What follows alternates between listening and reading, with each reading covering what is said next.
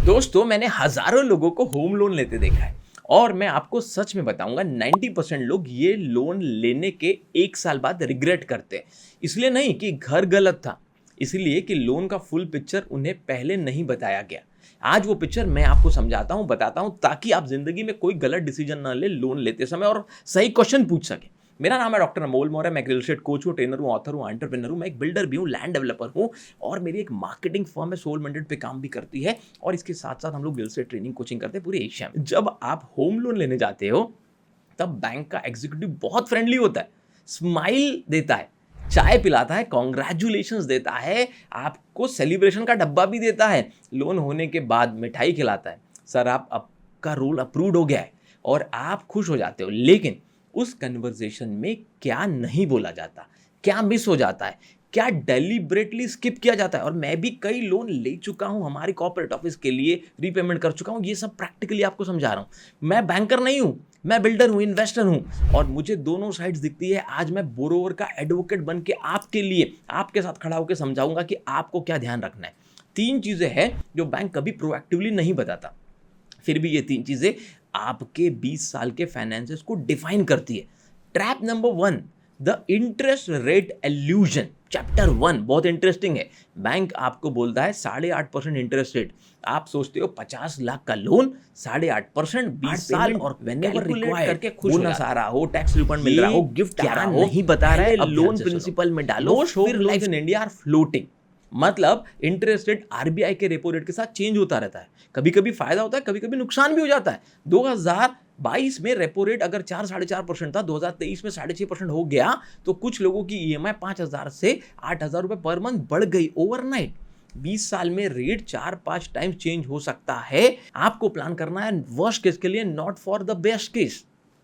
How to protect yourself? Ask bank, अगर rate 2% बढ़ जाए या 1% बढ़ जाए, मेरी ईएमआई कितनी होगी? ये क्वेश्चन पूछो और उसे जवाब देना ही होगा। फिक्स रेट ऑप्शन, कुछ बैंक 5 से 10 साल फिक्स ऑफर करते हैं। प्रीमियम थोड़ा ज्यादा होगा बट स्टेबिलिटी मिलती है।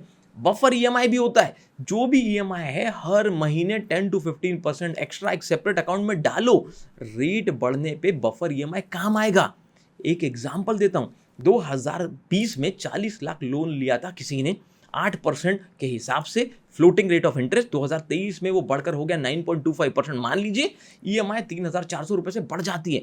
कोई प्रिपरेशन नहीं था, रिजल्ट ईएमआई डिफॉल्ट हो गई, सी बिल डैमेज हो गया। ये प्रिवेंटेबल था। ट्रैप नंबर 2, चैप्टर नंबर 2 ध्यान से समझो, टोटल कॉस्ट ऑफ लोन। वो नंबर जो ब्राउशर में नहीं लिखा है। आप सोचते हो 50 लाख का लोन लिया, 50 लाख वापस दूंगा, थोड़ा थोड़ा करके रॉन्ग, बहुत wrong. 50 lakh loan at 8.5% for 20 years, total amount exact paid back करना है 1 crore 5 lakh approximately. Interest paid is equal to 55 lakh ऊपर से। मतलब आपने एक घर की कीमत के बराबर या उससे भी ज्यादा सिर्फ इंटरेस्ट में दिया। ये गलत नहीं है, ये मैथ है, सही है, लॉजिक है, डेटा है। लेकिन बैंक प्रोएक्टिवली ये नंबर नहीं बताता। आपको पूछना पड़ता है टोटल रीपेमेंट अमाउंट एग्जैक्टली क्या होगा। अब इसे कम कैसे करवाएंगे? तो एक प्री पेमेंट स्ट्रैटेजी बताता हूं। अगर आप ईयर 5, ईयर 4, ईयर 6, कभी भी 2-4 साल बाद एक लमसम अमाउंट 4-5 लाख 6 लाख अगर डिपॉजिट करते हो, प्रिंसिपल में से वो माइनस होता है और उससे टोटल इंटरेस्ट सेविंग होती है 12-15 लाख रुपए की अगले 15 साल में। एक प्रीपेमेंट और इतना बड़ा फायदा। फिर होती है ईएमआई इंक्रीमेंट स्ट्रैटेजी। सैलरी बढ़े तो ईएमआई बढ़ा दो, 33,000 ईएमआई को 38,000 कर दो। 10 ईयर 20 साल से 16 साल हो सकता है, 20+ लाख इंटरेस्ट बच सकता है और part payment whenever required. Bonus आ रहा हो, टैक्स रिफंड मिल रहा हो, गिफ्ट आ रहा हो, पहले लोन प्रिंसिपल में डालो, फिर लाइफस्टाइल में लगाओ। मेरे क्लोज स्टूडेंट ने ये स्ट्रैटेजी फॉलो की। 45 लाख का लोन, 20 साल का टेन्योर, 3 पार्शियल पेमेंट किए, तीसरे साल, 7वें साल और 10वें साल। टोटल इंटरेस्ट सेव हुआ 28 लाख रुपए। वो लोन 14 साल में क्लोज कर दिया। Wealth created 28 lakh plus 6 years of EMI free life.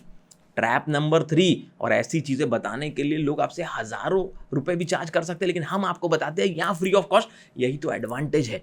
World में और एशिया में हमारा कंटेंट क्यों देखा जाता है। Trap number 3, hidden charges. Processing fee, legal fee, technical valuation fee, documentation charges, MODT charges, insurance bundling, ये सब एडअप होता जाता है, कॉस्ट बढ़ता जाता है। अरे सर, 1 करोड़ के लोन के ऊपर कम से कम 3 लाख रुपए का इंश्योरेंस तो लेना ही पड़ेगा, फिर उसका पैसा भी ईएमआई में ऐड होता है। Processing fees 0.5 to 1% of loan, मतलब 50 लाख लोन पे 25,000 से 50,000 देने पड़ते हैं upfront, non refundable if you cancel. फिर आता है फोर्स इंश्योरेंस। बैंक बहुत बार लाइफ और प्रॉपर्टी इंश्योरेंस साथ में रखती है, मंथली प्रीमियम आपकी ईएमआई में ऐड हो जाता है। अलग से चेक करो क्या ये सब मैंडेटरी है या ऑप्शन है, मोस्टली ऑप्शनल होता है। अब आता है प्री पेमेंट पेनल्टी, और अगर आपके पास कोई बड़ा टर्म इंश्योरेंस या लाइफ इंश्योरेंस ऑलरेडी है तो आप उसे अटैच भी कर सकते हो। फ्लोटिंग रेट ऑफ इंटरेस्ट वाले लोन में से आरबीआई ने प्री पेमेंट पेनल्टी अभी रिमूव कर दी है, फिक्स रेट लोन्स में ये होती है। चेक करो एग्रीमेंट में बिफोर साइनिंग। और मैं आपको ये सब गलतियां किसी और के एक्सपीरियंस से नहीं दोस्तों, मैंने भी बहुत कुछ अपनी गलतियों से सीखा है, पर आपको समझाना चाहता हूँ, आपके पैसे बचाना चाहता हूँ।